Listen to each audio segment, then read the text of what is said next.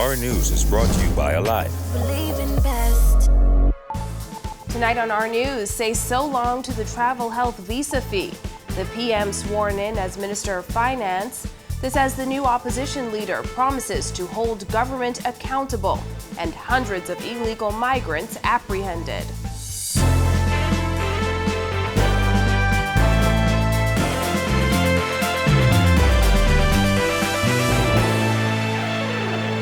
Welcome to Our News, and thanks for joining us. I'm Christina Dragovich. Topping news tonight, Prime Minister Philip Davis has signed an amended emergency order, which officials say will help to lift a considerable burden placed on travelers. The order removes the requirement for a travel health visa for inter-island travel, though the travel health visa is still required for Bahamian citizens, residents, and visitors entering the Bahamas. The payment of the travel health visa fee is no longer required for Bahamian citizens and residents. Health Minister Dr. Michael Darville explained the reason for the changes following a tour of the Sandilands Rehabilitation Center this afternoon. We did not see the significance of the travel visa, and we said it very clearly that once the opportunity arises, we would eliminate it.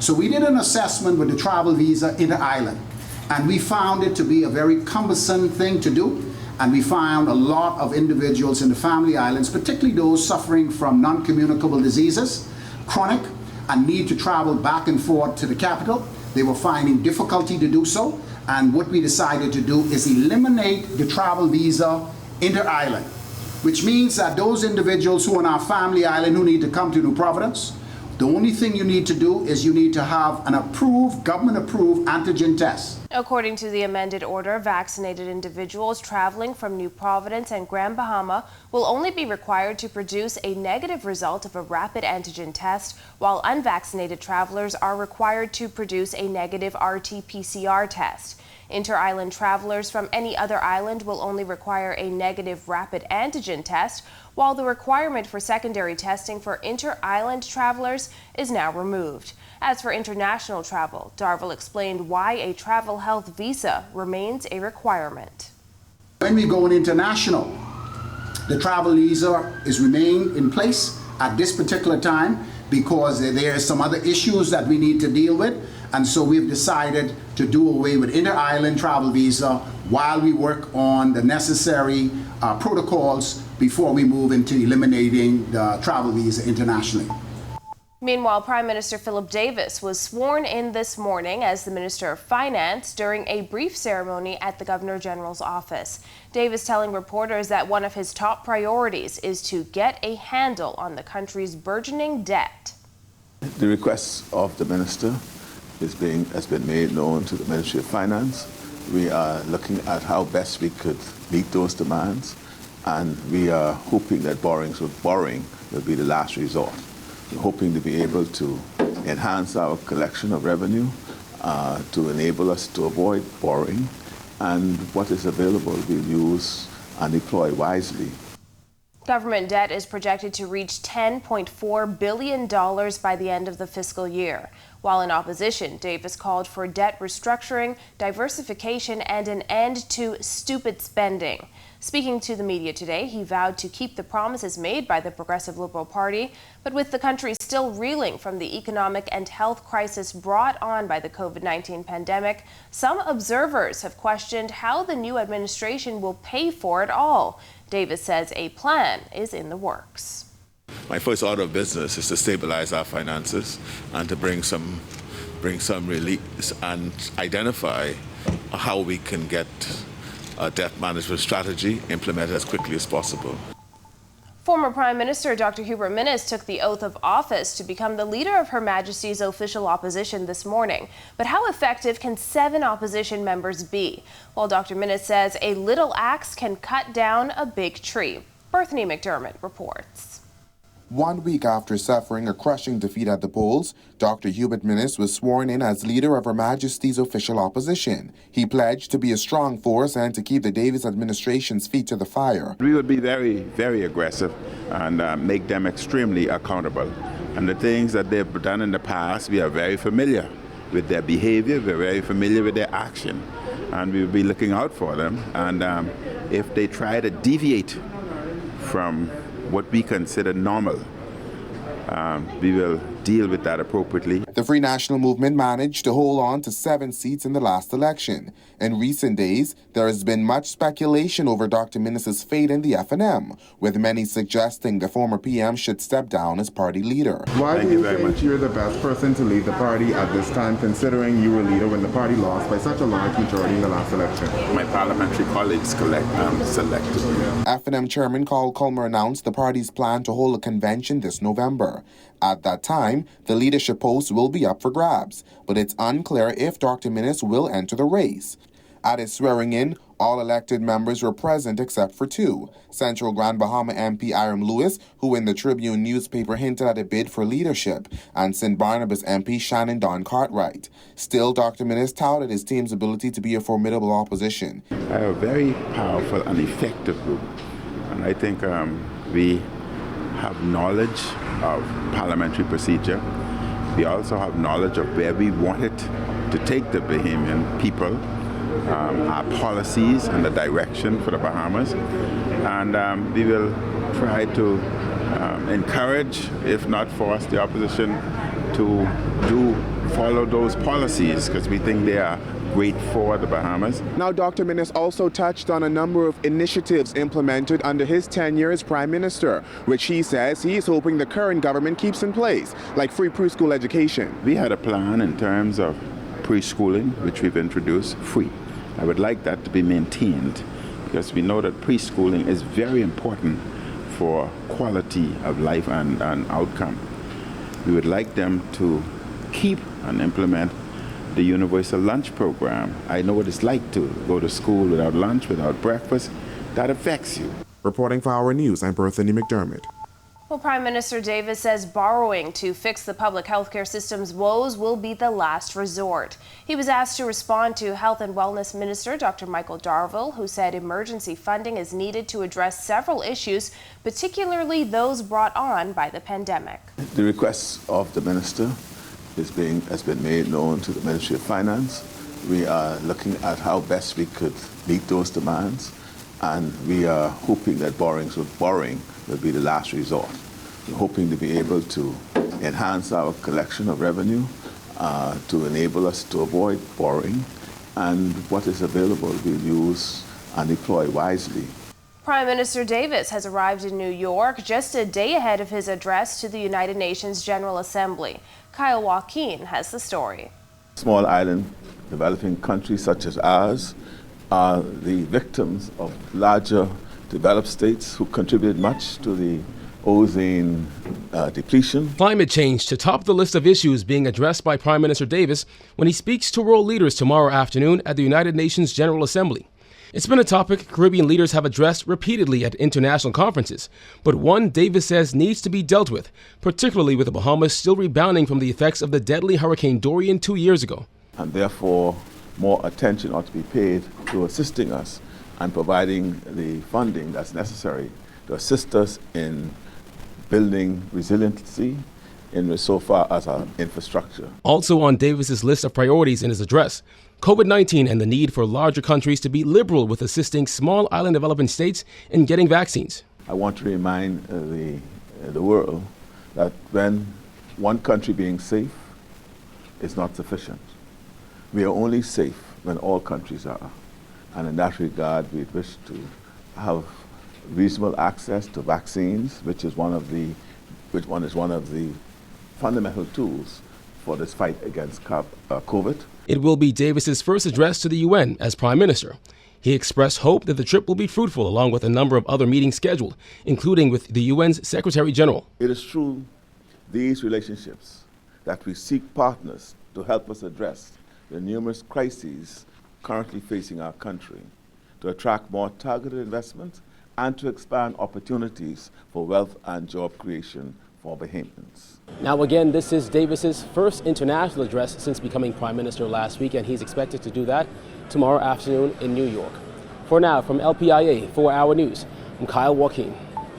Shifting gears, Haitian migrants are now in the custody of the Royal Bahamas Defense Force at the Matthewtown Inagua police station after 3 apprehensions in a 48-hour period. In a video shared on social media, the migrants are detained behind barricades just outside the Matthewtown police station with no social distancing and no shelter overhead. A few masks can be seen, but the majority of the migrants are maskless as they wait outside in the sun. This comes after 151 migrants, 123 men and 28 women were apprehended late Thursday night during a joint effort by the Royal Bahamas Defense Force and Operation Turks and Caicos Bahamas, or OPBAT. According to the RBDF, the HMBS Bahamas was in the process of transporting 70 migrants apprehended earlier in the day to Matthewtown when they spotted another Haitian sloop 5 miles west of Inagua. 86 migrants were also apprehended on Wednesday. And mostly sunny skies today. Greg Thompson is in the Weather Center with the latest. Thanks, Christina, and welcome everybody on this happy Friday evening. Of course, we had some showers around the area today, and we're still seeing some of those showers lurking around. Outside our studios, though, temperatures in the mid to upper 80s. Partly cloudy skies, it's humid. Variable winds still light at 3 knots, and your feels-like temperature in the mid to upper 80s. Satellite view around the area. High pressure remaining in charge of the central and southeast Bahamas, but that moisture band still hanging out with front boundary across the southeast Florida area, and we will continue to see some showers and some isolated thunderstorms tonight through tomorrow. That's your first look at weather. Your extended forecast is still to come. Still to come on our news, over $2 million in confiscated cash arrives in the capital. What 2 former MPs think about the FNM's election defeat, and breaking down a post-election poll. The details when our news returns. That's where every advancement begins, with an idea that things can be different, better, now. Imagine a world where your entertainment experience was all about you, your style, your show, at your budget. At Rev, that's what we've imagined. To join the conversation and learn more about the future of Rev TV, visit us at rev.bs/imagine.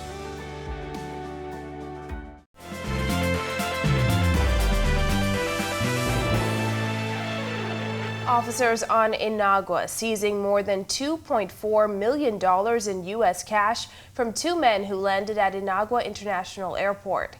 Jared Higgs has the details. Millions of dollars seized by law enforcement arriving at Odyssey Aviation via helicopter on Thursday evening. According to police press liaison ASP Audley Peters, officers from the Drug Enforcement Unit and the Marine Support Unit, in conjunction with OPBAT, were conducting an inquiry at the International Airport in Inagua. The officers noticed when 2 males disembarked an aircraft and were acting in a suspicious manner. They were approached and they were informed that they were suspected of being in possession of dangerous drugs and firearm, and a search would have been warranted to be conducted. Peter says when officers searched the aircraft, they discovered an undetermined amount of cash. On Friday, though, the press liaison officer informed members of the press that the cash was valued at $2,425,674. Both suspects were arrested for being in possession of the proceeds of crime and were brought to the capital. They will be handed over to the Financial Investigations Branch, where inquiries will continue into this matter. The money, all in U.S. currency, was stored in 4 suitcases. The stocks were wrapped in plastic, some with markings denoting the amount of cash in the bundle.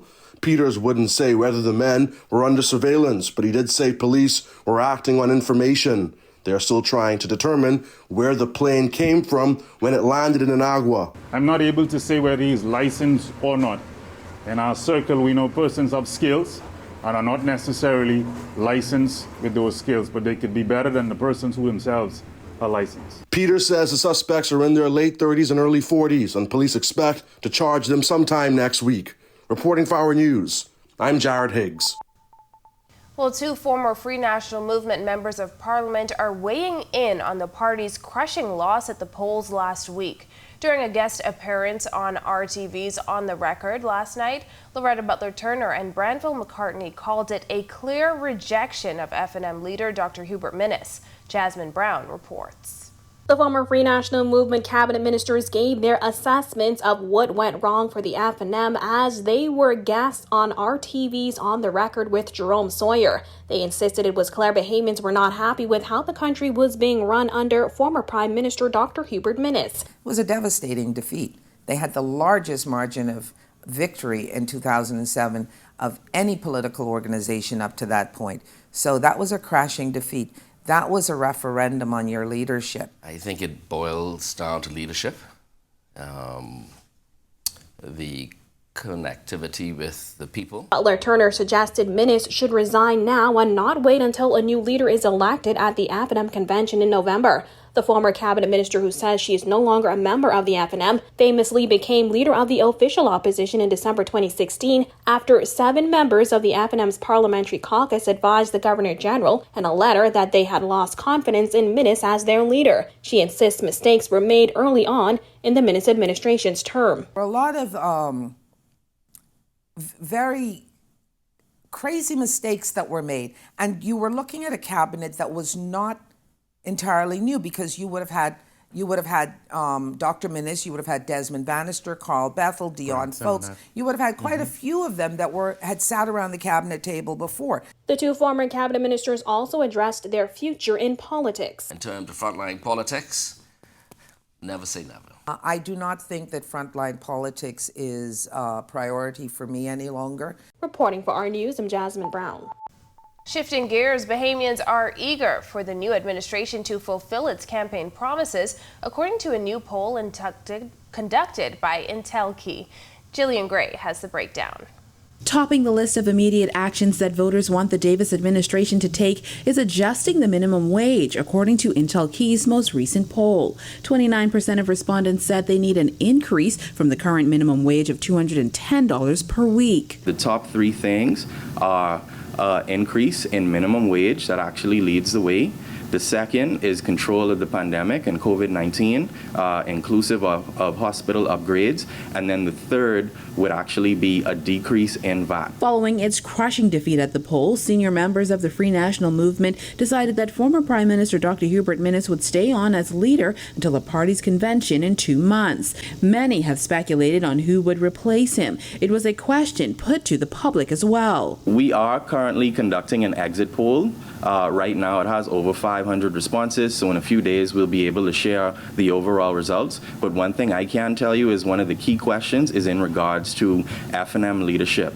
Currently, the front runners are Dr. Sands, Michael Pintard, and Loretta Butler Turner. Lowering VAT to 10% for 12 months and increasing minimum wage to $250 per week were all outlined in the PLP's Blueprint for Change. Prime Minister Philip Davis has said those promises will be fulfilled as soon as the dust settles. Of the 5,255 respondents, 11% listed ending the emergency orders as priority, while 22% said upgrades to Princess Margaret Hospital are important to them. The poll also analyzed the incredibly low voter turnout. 65%.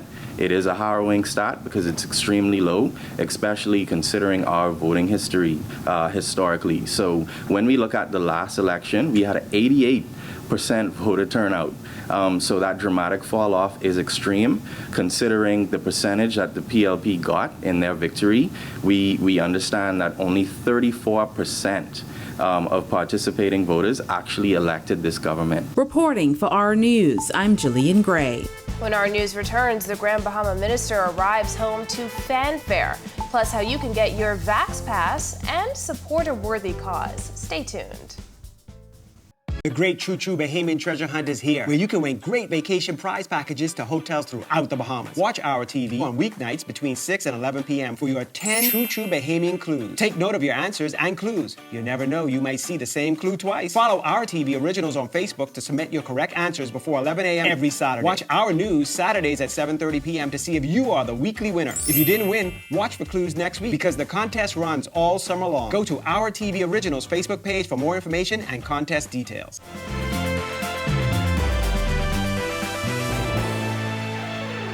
This is our news. Welcome back. Grand Bahama Minister Ginger Moxie arrived on the island to much fanfare from Pine Ridge supporters this afternoon.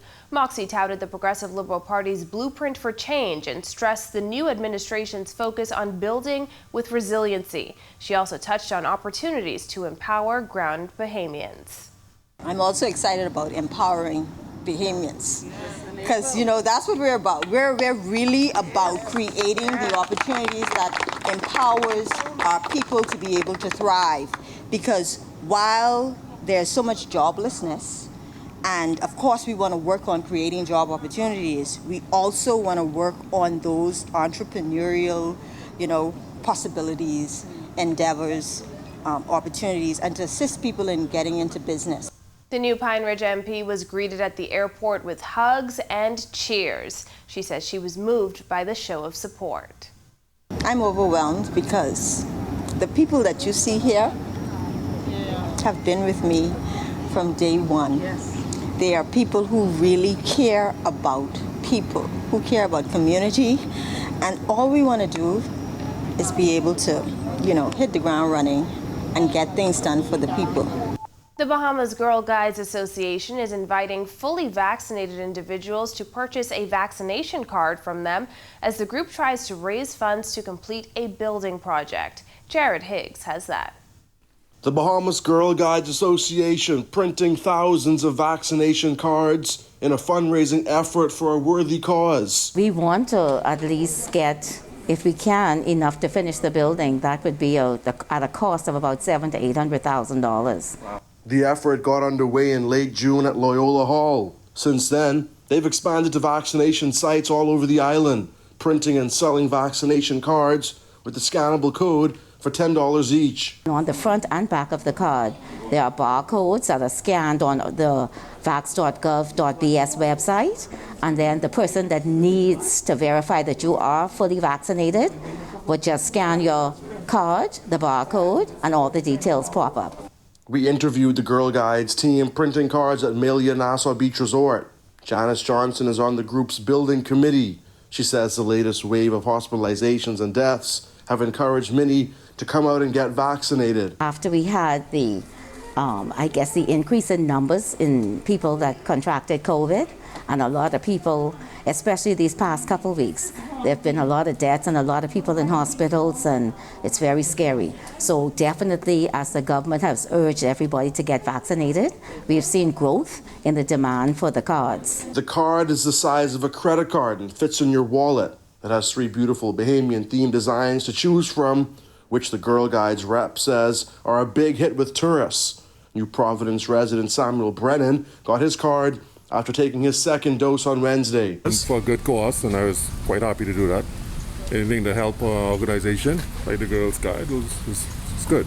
Guiding was introduced in the Bahamas in 1915 and has developed over the years to include 2,300 members nationally. With its aim of developing the total person, these Girl Guides also want to encourage Bahamians to do their part to end the pandemic. We can get back to normal. We can stop wearing all these masks. I look forward to that day, pre-COVID. So, and the only way for it to us to eradicate it is to get vaccinated. Thanks, Jared. Up next, Greg is back in the Weather Center with the Weekend Outlook. Stay with us. The great True Bahamian treasure hunt is here, where you can win great vacation prize packages to hotels throughout the Bahamas. Watch our TV on weeknights between 6 and 11 p.m. for your 10 True Bahamian clues. Take note of your answers and clues. You never know, you might see the same clue twice. Follow our TV originals on Facebook to submit your correct answers before 11 a.m. every Saturday. Watch our news Saturdays at 7:30 p.m. to see if you are the weekly winner. If you didn't win, watch for clues next week, because the contest runs all summer long. Go to our TV originals Facebook page for more information and contest details. Welcome back to our news. Some thunderstorms move in this weekend. Greg is back in the Weather Center with the details. Thanks again, Christine, and welcome everybody for your second look at weather. The tropics getting busy right now. We are watching Hurricane Sam that formed overnight, but we have a frontal boundary just close to our area generating some showers and thunderstorms. We expect that frontal boundary to stall out, so we will continue to see some more showers and thunderstorms across the northwest and central Bahamas tonight through tomorrow. Also, the National Hurricane Center watching an area in the central Atlantic just to the south of Bermuda. That is giving low to medium chance for formation. Odette is still out there in the open Atlantic, and that's going to fall apart as it moves into some cooler water. But we are watching Sam, that is now a hurricane, and it's going to continue to move towards the west-northwest. By early next week, expected to approach the northern Leeward Islands, and we will continue to monitor this system very closely as it could be in our vicinity by early next week. Boating and beaching forecast for the northwest, central, and southeast Bahamas. All areas tonight through tomorrow. Your winds are going to be very nice out there. Variable at 5 to 10 knot, seas 1 to 3 feet over the ocean. High tide will be at 10:58 tonight. Here's a look now at your national forecast.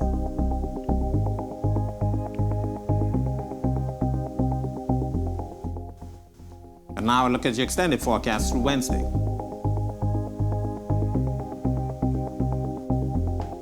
We have a lot of time to monitor Sam, but we're asking everybody to continue to watch the system as it progresses towards the west. Christina? Thanks, Greg, and thank you for joining us for our news tonight. On behalf of the entire team, I'm Christina Dragovich. We'll see you right back here tomorrow night. Have a beautiful evening, Bahamas.